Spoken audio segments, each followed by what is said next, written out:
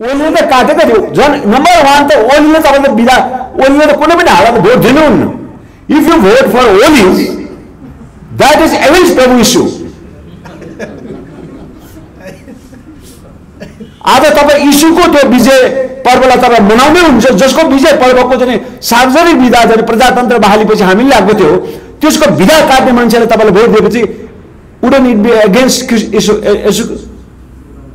Obviously हुन्छ त्यो sense हामीले चाहिँ अहिलेको चाहिँ यङ जेनेरेसन दिन सक्नु पर्यो पोलिटिकल पार्टिजहरूलाई चाहिँ यो मानेमा हामीले चाहिँ घचाड्नु सक्नुपर्छ त्यही कारण मेरो तपाईँहरूलाई विनम्र अनुरोध छ कमिङ इलेक्सनमा वडा अध्यक्ष अहिले एकदम पावरफुल छ गाउँपालिका प्रमुख प्रदेश माननीय र संघीय माननीय में तपाईँलाई 25 जना ब्याट्राम यो क्रिस्चियन कम्युनिटिजको जुन मेम्बर हो फलाना चर्चको भन्ने मान्छेहरूलाई इलेक्ट गर्नुस् थिङ्स विल ड्रास्टिकली चेन्ज किन त्यो ठाउँ पोलिसी मेकिङ उसमा डिबेट गर्ने ठाउँ प्रत्येक धर्मावलम्बीहरूलाई समाधि स्थलको व्यवस्था गरेर उसको नैसर्गिक अधिकार कुनै मेयरले चाहिँ निगाहको भरमा दिने कुरा पनि होइन त्यो उसको राइट्स हो हैन त्यसकारण त्यो मेयरलाई मैले के भने जुन दिन तपाईले त्यो मेयर त्यो नगरपालिका के थियो सर त्यो कुन नगरपालिका थियो हजुर चाङ्गुनार नगरपालिकाको त मेयरले दशैंको दिन के गर्छ भन्दा नगरपालिका भित्र दशैंको शुभकामना आदान प्रदान तथा जलपान कार्यक्रम गर्छ ल अर्को सालको दिन क्रिसमसको दिन शुभकामना आदान प्रदान त्यहाँ मनाउनलाई डेफिनेटली क्रिस्चियन धर्मावलम्बीहरू प्रति मेरो जिम्मेवारी बढाएको छ मैले तपाईहरुको मुक्तिको लागि कुनै दिन if I have to be crucified as a Prabhu Yeshu, I am ready to do that. I will not run away from this fight, and I will fight until all the Christian community in Nepal liberate, celebrate their religion without any fear. And जसरी तमुहरूले मगरहरूले लोसार हैन अन्य विभिन्न चाडपर्वहरू जुन एउटा public फर्ममा मनाउने गर्छन् त्यस्तै गरेर यो क्रिसमस त मेरा चाहना त के छ भन्दाखेरि I strongly ask the government कि जुन ठाउँमा दशैंको हैन फुलपातीको दिन हर्ष बढाइ गर्छ त्यहाँ राष्ट्रपतिको उपस्थित हुन्छ राष्ट्र चाडको रूपमा मनाइन्छ हैन सेनाले चाहिँ बन्दुक पड्काइन्छ तोप पड्काइन्छ यो पनि नेपालको महान राष्ट्रिय चाड भएको हुनाले त्यो सैनिक खुला मञ्चमा राज्यले नै यसलाई मनाउनु पर्छ भन्ने मैले माग गर्दछु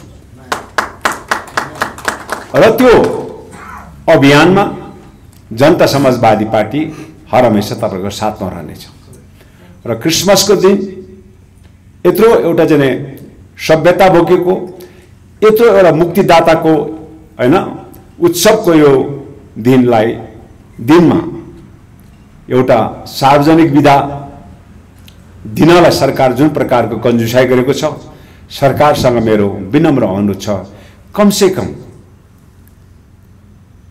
विश्वभरि चाहिँ व्याप्त भएको पवित्र दिनमा कम से कम 2 दिन चाहिँ सार्वजनिक विधा दियोस् भन्न पनि म चाहन्छु हामीले विधामा आउँदाखेरि दुईटा कुरा हुने गर्छ एउटा त सबैको जुन चाडपर्वलाई विदा दिँदाखेरि देशै विदामा बिताइदिने भन्ने प्रश्न चाहिँ गृह मन्त्रालय गर्छ जब क्रिसमस आयो अस्ति पनि सीवी घतराजजी हाम्रो चाहिँ संस्कृत पर्यटन मन्त्री चाहिँ के अरे आलेसँग चाहिँ निकै घम्सी कुरा गर्दै हुनुहुन्थ्यो जब हाम्रा चाडपर्व आए अनि गृह मन्त्रालयमा गएर निवेदन दिनुपर्छ प्रभु हे मन्त्रीज्यू हाम्रो चाडपर्व आयो 1 दिनको चाहिँ विधा चाहिँ सार्वजनिक विधा घोषणा गर्नु पर्यो कस्तो विडम्बना संविधानले स्वीकार छ यो देश बहुधार्मिक मुलुक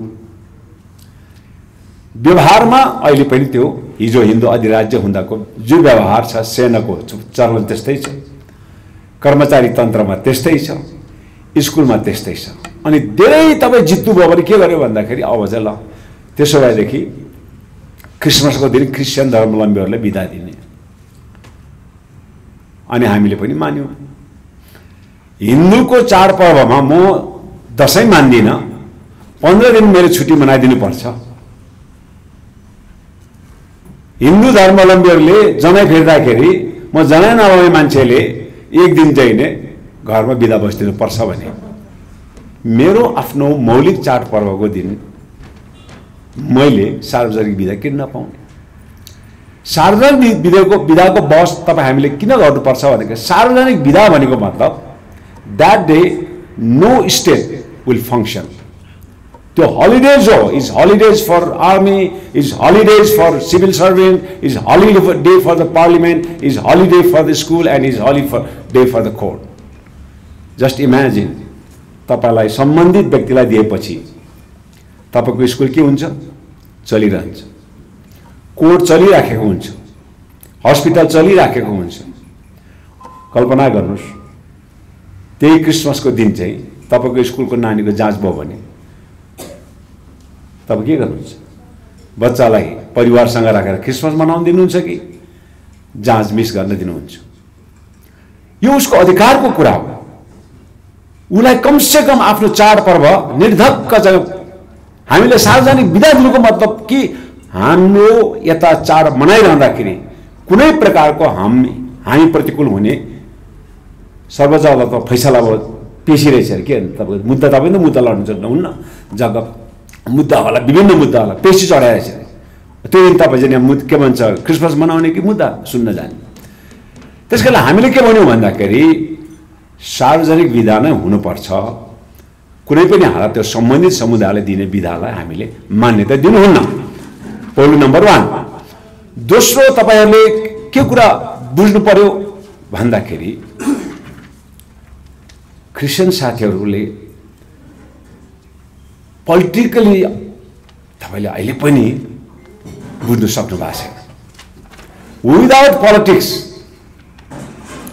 Christian community in Nepal will not liberate. Without taking the fear, जुन मनमा जुन प्रकारको त्रास अहिले पनि तपाईको जन मनमा छ त्यो त्रासबाट मुक्त नभइकन तपाईले मुक्ति प्राप्त गर्न सक्दैन। नेपालको सन्दर्भ politics and fearless Christian। तपाई एउटा हिन्दू धर्मको कुरा बोकेर हिँड्ने कमला थापाको कतिवटा मान्य थियो भन्नुस् त?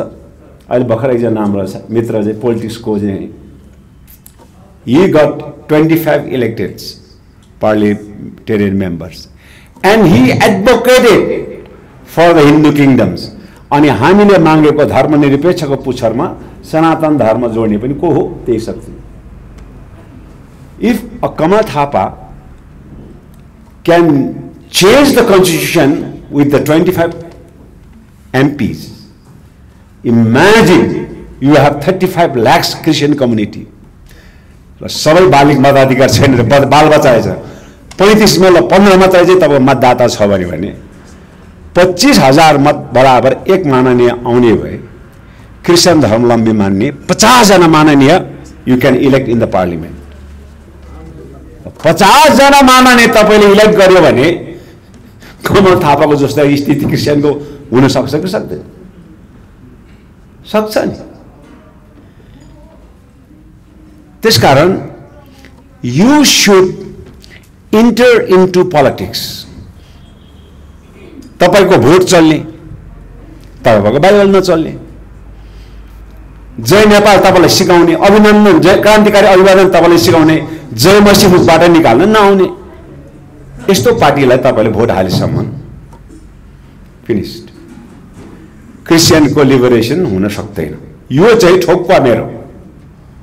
त्यसकारण अब कुन पार्टीलाई के हेरेर भोट हाल्ने? मैले पटक पटक तपाईलाई एक्जाम्पल भन्ने गरेको छु।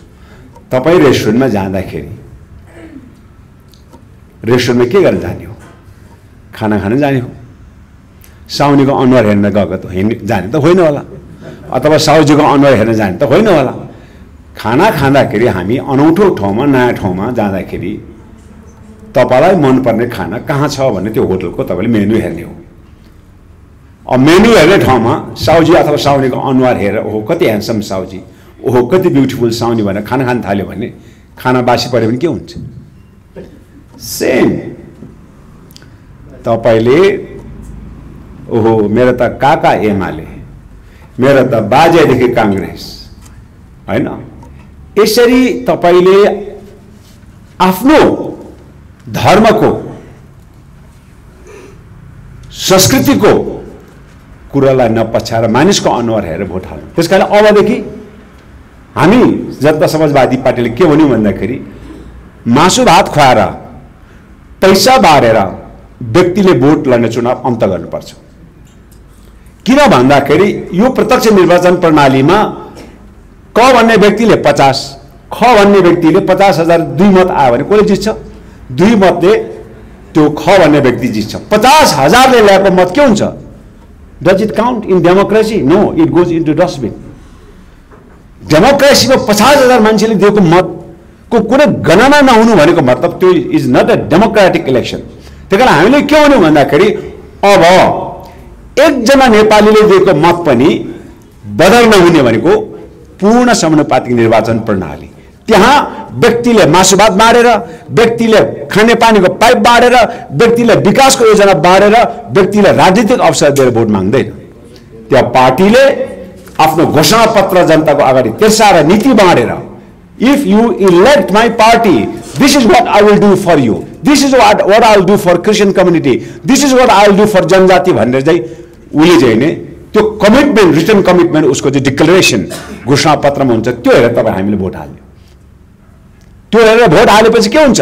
सिङ्गो नेपालको 77 जिल्ला एउटा निर्वाचन क्षेत्र हुन्छ र त्यसपछि त्यो पार्टीले पाएको कुल मतमा निर्वाचन जने आयोगले के गर्छ भन्दाखेरि कति मत बराबर एउटा मान्ने छान्न पाउँछ भन्ने उसले फर्मुला निकाल्छ। ल इमेजिन 25,000 बराबर एउटा मत।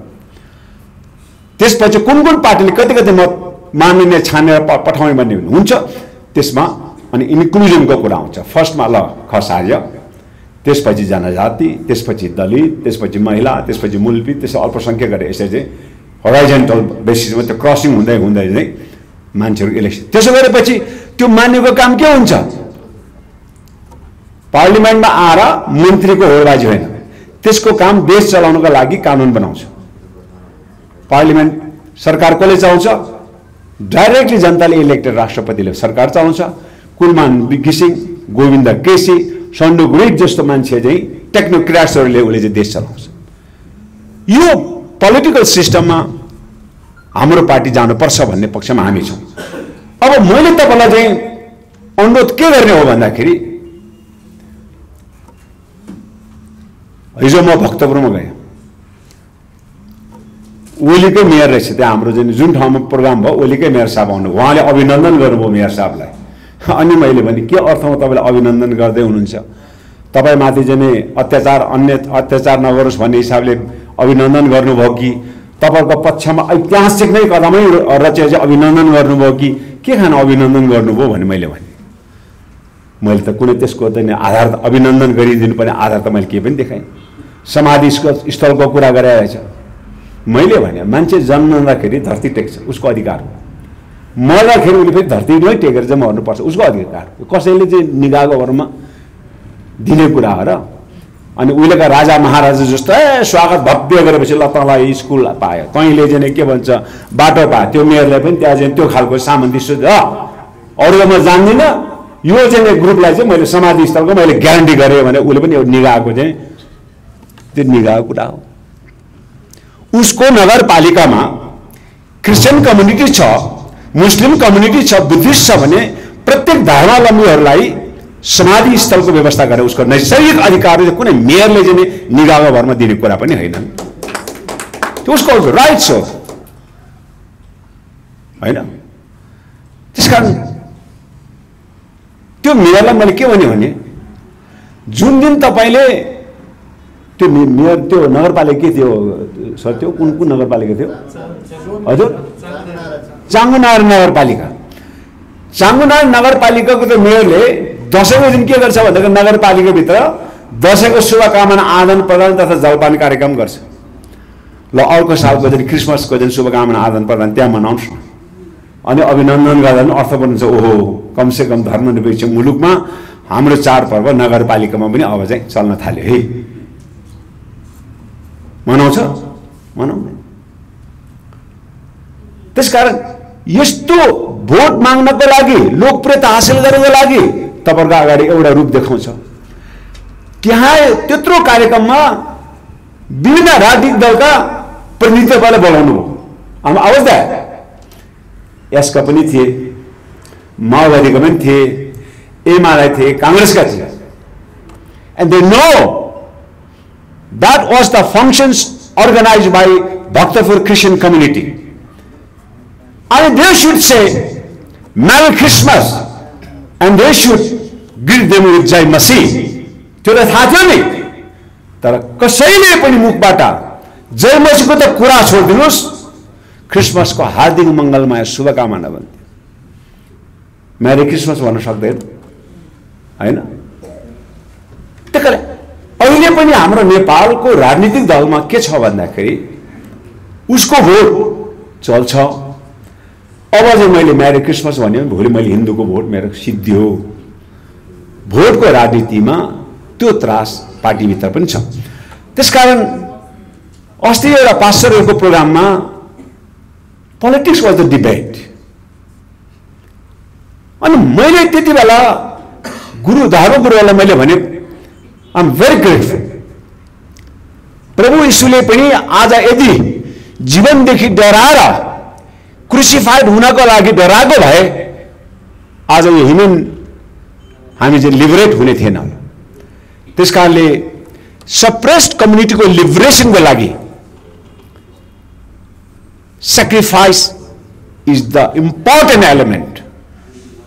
त्यसकारण मैले त्यो पास्टरले अर्गनाइज गरेको त्यो political debates it was very meaningful. अनि मैले उहाँहरूलाई त्यति बेला नै भने प्लिज तपाईहरुको पोलिटिक्सको बटम लाइन के भन्दाखेरि सेक्युलर स्टेट हो। जबसम्म संविधानमा पार्टीका घोषणा पत्रहरूमा धर्मनिरपेक्षतालाई हामी अक्षरश चाहिँ लागू गर्छौं भनेर चाहिँ यदि कुनै पार्टीले भन्दैन भन्यो भने and that political party is not in favour of क्रिस्चियनिज्म, not in favour of Buddhism, not in favour of Islam. त्यसकारणले तपाईहरुले चाहिँ नि त्यो काम गर्नुपर्छ। आज एकजना मित्रले पार्टी नै खोल्नु भएको छ, नट ब्याड। त्यसकारणले पाकेको फलेको स्याउ खानुभन्दा अगाडि राम्रो त के हुन्छ, आफूलाई कस्तो खालको स्याउ खान मन पर्छ त्यसको बिउ रोप्ने, मलजल गर्ने, अनि फलेपछि आनन्दले टिपेर खानु। कांग्रेसको प्रधानमन्त्री को छ, कांग्रेसको निकट कोलाई कांग्रेसले भोट हाल्ने तपाईँ होइन, उहाँ 5 साल त कांग्रेसको चाहिँ कार्यकर्ताले उहाँलाई प्रधानमन्त्रीज्यू भोट यसै बिदा दिनु पर्यो एक दिन हाम्रो क्रिसमसको लागि। दियो बिदा, दियो भन्नुस् न। ओलीले त काटेको थियो झन् नम्बर 1 त ओलीले तपाईले बिदा, ओलीले त कुनै पनि हालतमा भोट दिनुहुन्न। If you vote for Oli that is against Prabhu Yeshu. आज तपाईँ यीशुको त्यो विजय पर्वलाई तपाईँ मनाउँदै हुन्छ, जसको विजय पर्वको चाहिँ सार्वजनिक विदा चाहिँ प्रजातन्त्र बहालीपछि हामीले लागेको थियो, त्यसको विदा काट्ने मान्छेले तपाईलाई भोट दिएपछि वुडन्ट इट बी अगेन्स्ट यीशु? अभियसली हुन्छ। त्यो सेन्स हामीले चाहिँ अहिलेको चाहिँ यङ जेनेरेसन दिन सक्नु पर्यो। पोलिटिकल पार्टिजहरूलाई चाहिँ यो मानेमा हामीले चाहिँ घचाड्नु सक्नुपर्छ। त्यसकारण मेरो तपाईहरुलाई विनम्र अनुरोध छ, कमिङ इलेक्सनमा वडा अध्यक्ष अहिले एकदम पावरफुल छ। गाउँपालिका प्रमुख, प्रदेश माननीय र संघीय माननीय। संघीय माननीयमा तपाईलाई 25 जना वेटरन यो क्रिस्चियन कम्युनिटीजको जुन मेम्बर हो फलाना चर्चको भन्ने मान्छेहरूलाई इलेक्ट गर्नुस्। Things will drastically change. किन त्यो ठाउँ पोलिसी मेकिङ उसमा डिबेट गर्ने ठाउँ। त्यसकारण मेरो तपाईलाई रिक्वेस्ट, अब इलेक्सन आउँदैछ, all election, local election, federal प्रदेशको स्टेसन, प्रोभिन्सियल स्टेसन हैन, अनि फेडरल इलेक्सन आउँछन्। कम से कम आजदेखि नै पार्टीभित्र छलफल गर्नुस्। कुन पार्टीभित्र कोलाई चाहिँ वडाको त्यो वडामा भक्तपुरमा अथवा काठमाडौँमा मेयरदेखि चाहिँ कुन साथीहरूलाई चाहिँ त्यहाँ जिताउने, they will speak for you यो खालको पोलिटिकल सेन्स तपाईहरुमा आयो भने एन्ड देन तपाईहरुको चाहिँ नि अभियान सुरु हुन्छ। अनि मैले भन्दैछु मलाई पास्टर अंकाजी भन्छ, मलाई युरोपियन डलर भन्छ, whatever they say I don't care, but म I am a supporter of Christian. मैले पटक पटक भन्ने गरेको छु, यदि तपाईले बाइबल बोकेको आधारमा, यदि तपाई क्रिस्चियन भएको आधारमा कुनै पनि स्टेटको चाहिँ मेकानिजमले अथवा कुनै व्यक्तिले तपाई माथि अत्याचार गर्छ भने गिभ मी अ कल। म तपाई जुन ठाउँमा छ, काठमाडौँ उपत्यकामा छ भने 2 घण्टामा, काठमाडौँ उपत्यकामा बाहिर छ भने 24 घण्टामा आई विल बी देयर। तपाईको लागि लड्नका लागि म आउँछु। मैले पटक पटक भन्ने गरेको छु, कसैले आफ्नो पवित्र ग्रन्थ गोजीमा हाल्नु अपराध होइन। स्वस्थानी व्रतको किताब बोकेर गाउँ घरमा पसेर महाभारत स्वस्थानी व्रतको कथाको सुनाएर हिँड्ने पण्डितलाई जुन प्रकारको स्वतन्त्रता छ, पास्टरहरूलाई, क्रिस्चियन कम्युनिटिजहरूलाई त्यो बाइबल पढ्ने अधिकार उसको पनि हुनुपर्छ भन्ने म चाहन्छु। कुनै पनि हालतमा don't scare to tell that you are Christian. Don't scare that you pray for Jesus Christ. Don't scare to tell that you have a Bible at your home. त्यो फेयरबाट तपाई मुक्त रहनुस्। त्यो फेयरबाट तपाई मुक्त हुनुहुन्न, म आई नो। अहिले पनि के छ, लाइक एलियन त्या समाजमा एउटा क्रिस्चियन कम्युनिटी मेम्बर्स त इमेजिन इज ह्युमन। त्यसकारणले म महासंघको प्रोग्राममा बोलाएको छ, म त्यहाँ जाँदैछु। I want to tell quite a lot of things. अलिकति पोलिटिकली अलिक एग्रेसिभ कुरा चाहिँ म त्यहाँ गर्छु, किनभने यहाँ पत्रकार साथी हुनुहुन्छ, यहाँ गुरुजी हुनुहुन्छ। मैले एउटा एग्रेसिभ कुरा मैले आज गरिनँ, नभए मेरो भाषण यस्तो खालको त पित्तै हुँदैन। मोर इन्टेलेक्चुअल, मोर अलिकति थट प्रोभोकिङ कुरा मात्रै राखेँ। मैले ड्याङ ड्याङ त्यो चाहिँ उहिले माओवादी जनयुद्धकालमा प्रेसर कुकर बम पड्काए जस्तो ड्याङ ड्याङ पड्काउने चाहिँ मैले यो आजको क्रिस्चियन महासंघको पोलिटिकल फरमतिर चाहिँ मैले बढी कुरा गर्छु, यही कुरा राख्छु। बट एनिवे, मलाई तपाईले सम्मानित गर्नुभयो। मलाई डेफिनेटली क्रिस्चियन धर्मावलम्बीहरूप्रति मेरो जिम्मेवारी बढाएको छ। मैले तपाईहरुको मुक्तिको लागि कुनै दिन, if I have to be crucified as a Prabhu Yeshu, I am ready to do that. I will not run away from this fight, and I will fight until all the Christian community in Nepal liberate, celebrate their religion without any fear and without any tear. Okay, यति कुरा राख्दै बिदा चाहन्छु। धन्यवाद। जय मसीह।